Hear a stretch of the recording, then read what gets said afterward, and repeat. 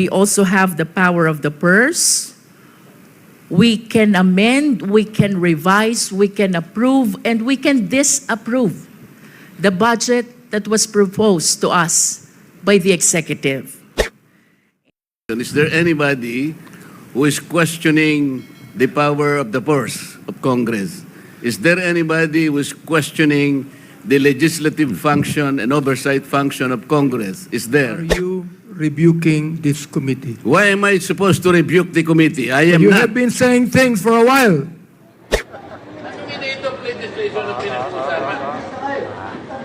Sino nag-establish? Wala nga prior determination. Always do it on my own, so I gotta get through it. And the only thing I know is to love what I'm doing. Never give up, never slow, till I finally prove it. Never listen to the no's, I just wanna keep moving. Keep my head up when I act, head up, that's a fact. Never looking back, I'ma keep myself on track. Keep my head up, staying strong, always moving on. Feel I don't belong, tell my thoughts to move along. Push myself to The refusal of Her Excellency Vice President Sara Duterte to take her oath in today's hearing in the conduct of inquiry in aid of legislation is an affirmation of her stand, her position during the budget briefing of the OVP. And this representation wishes to manifest that when the resource speaker does not take her oath, then it follows that whatever statement she will provide, we call it could not hold any water. That being not under oath, the same cannot be used as an evidence in any inquiry, in any proceeding, Mr. Chair. In other words, her refusal to answer in the last budget briefing of the OVP is tantamount to her stand in today's inquiry of refusing to take her oath. That is for manifestation, Mr. Chair. And with that, Mr. Chair, I wish to remind the committee, our esteemed colleagues, and the Filipino people of the constitutional mandate that public office is a public trust. When there is a question, we're bound to answer. We're bound to explain. As a matter of fact, no less than the Philippine Constitution provides, we are accountable to the Filipino people at all times. We are now confronted by the issue on confidential fund. And I wish to emphasize, ang confidential fund po ay pera ng taong bayan. And we owe it to the people to explain kung paano ito ginastos, saan ito napunta, and to be specific, sinunod po ba natin ang joint circular regulating the use of confidential fund. Mr. Chair, I wish to raise as well, to invoke as well, and remind our esteemed colleagues that pursuant to the separation of power, we, the Congress, is exercising the power to legislate. Under this power, we also have the power of the purse. We can amend, we can revise, we can approve, and we can disapprove the budget that was proposed to us by the executive. And I wish to remind as well that the best instrument which shows the power of the purse of the people is no less than the General Appropriations Bill, which is an embodiment of the allocation for the entire Philippine government, which is the result of the legislative process of the Congress. In other words, ang budget po ng ating bansa ay napapaloob din sa isang batas, saklaw ng kapangyarihan ng Kongreso, and that is the power to legislate. To be able to make sure that the power of the purse is properly exercised, we are granted as well by the oversight power.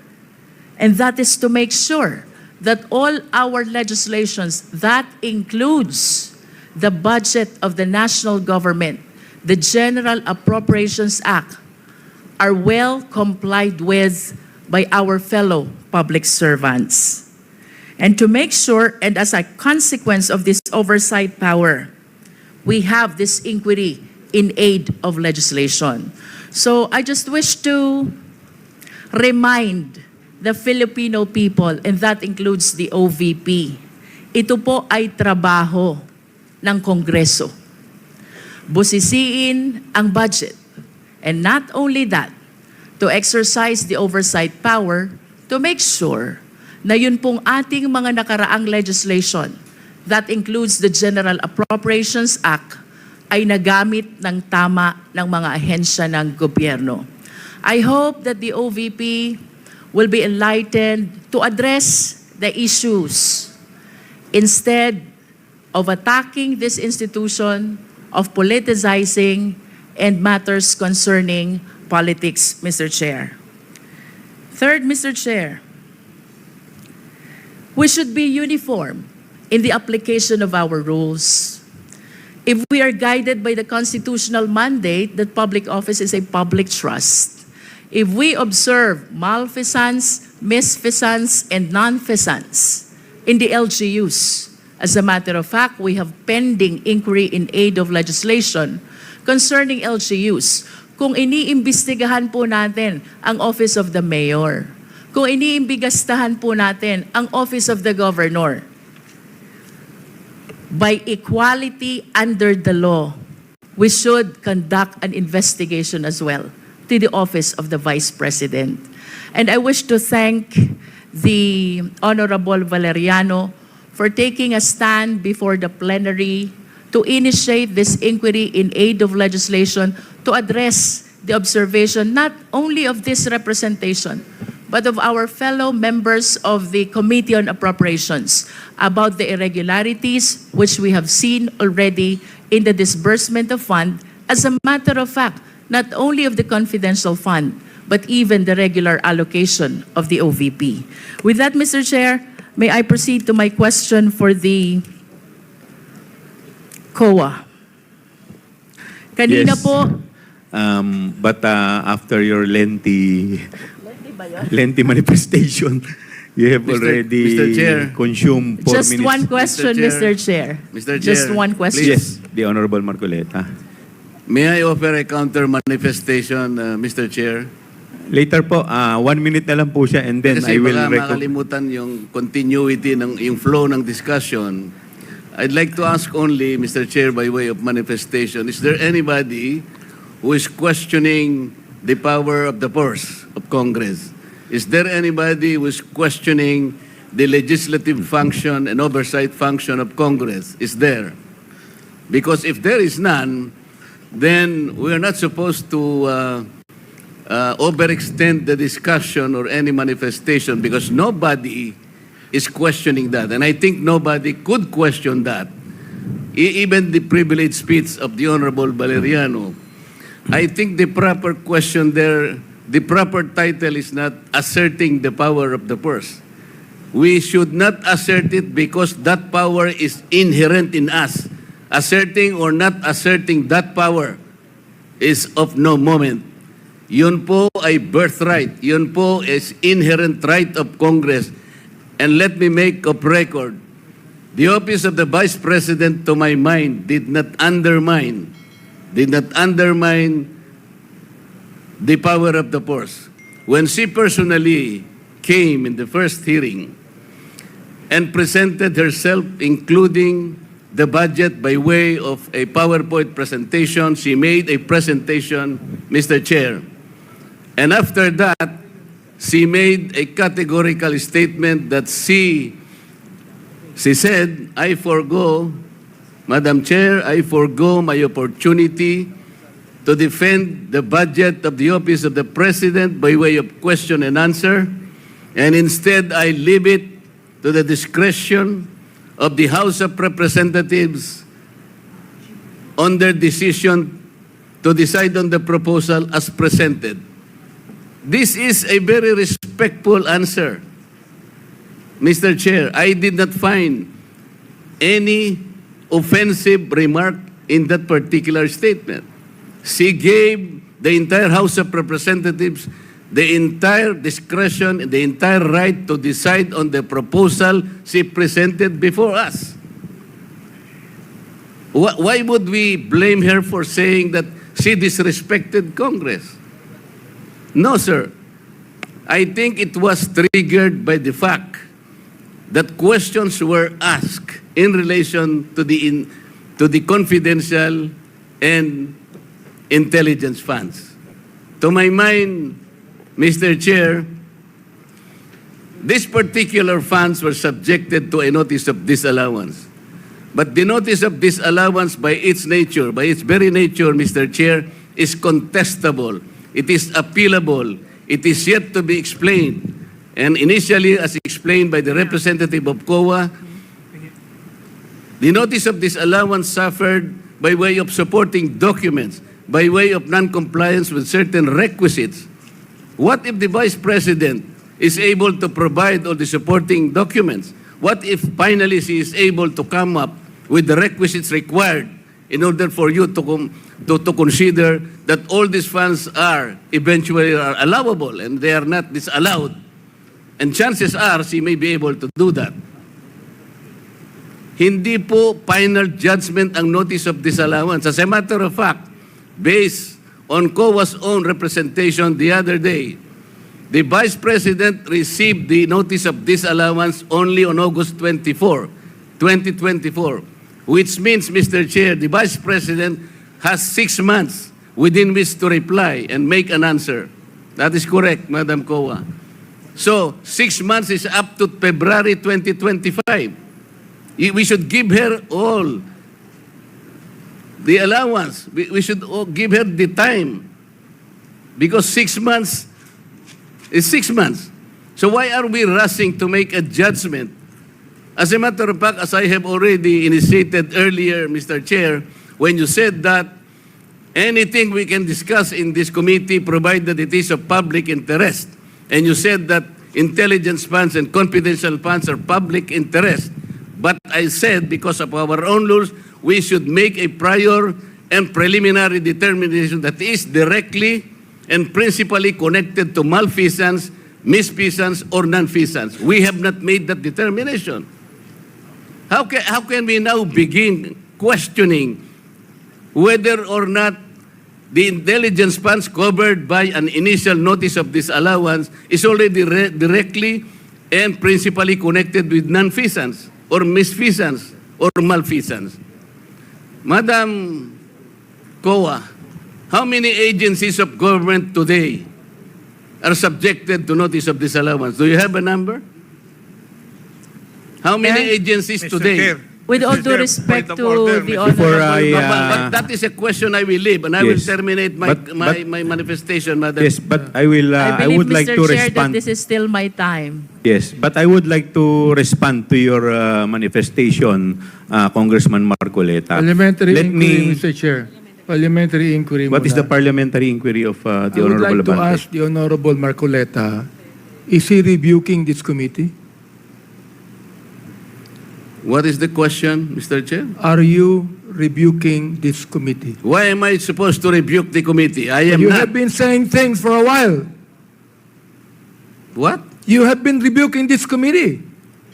You are saying that. We're not blaming the Vice President on this. I asked Honorable the Marcoleta, question. we I asked are the not question. You do not have blaming the right to the- demand 1 minute, that. 1 minute suspension is declared by the chair. Move to suspend.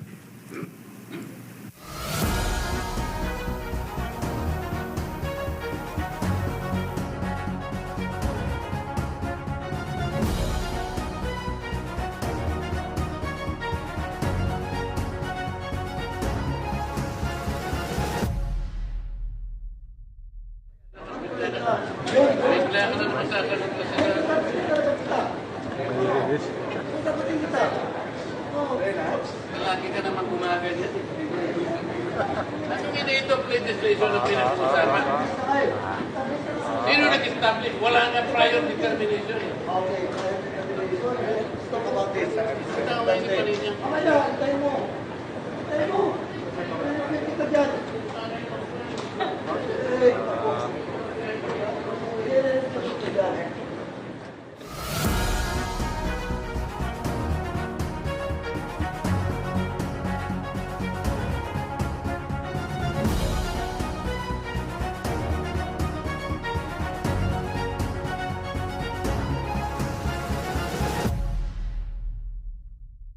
let me first respond to the manifestation of the Honorable Marcoleta. Let me cite Section 4, Rule 4, Section 1, last paragraph, which provides that the filing or pendency of a case before any court, tribunal, quasi-judicial, or administrative body shall not stop or abate any inquiry conducted to carry out a legislative purpose. What we are doing right now is we are doing our mandate. This is this hearing is in aid of legislation. So wala pa naman po tayong inaakusahan dito. The fact that the issue is still with COA and is still pending appeal, it does not stop this committee from conducting an inquiry in aid of legislation to conduct or to carry out our legislative purpose. So, yun lamang po. With this, I would like to give the... Ilang minuto pa po? Ma'am, you still have 1 more minute. Mr. Chair, in response to the Honorable Marcoleta, this representation did not say that the OVP is questioning the power of the Congress. However, Mr. Chair, I wish to state for the record, how else will you interpret her refusal to answer? How else will you interpret her refusal to take an oath? I think, Mr. Chair, the only reasonable interpretation on her gestures is that she refused to participate in the investigation or inquiry in aid of legislation that we are conducting. Secondly, Mr. Chair, about the notice of disallowance, we take cognizance of the fact that this is not yet final and executory. As a matter of fact, the COA commented that the OVP has a period of 180 days, equivalent to 6 months, to solicit to make an appeal for the purpose of seeking for a possible reversal of the ND. However, Mr. Chair, kapag ba may ND, bawal na bang malaman ito ng publiko? Kapag ba may ND, bawal na bang imbestigahan ito?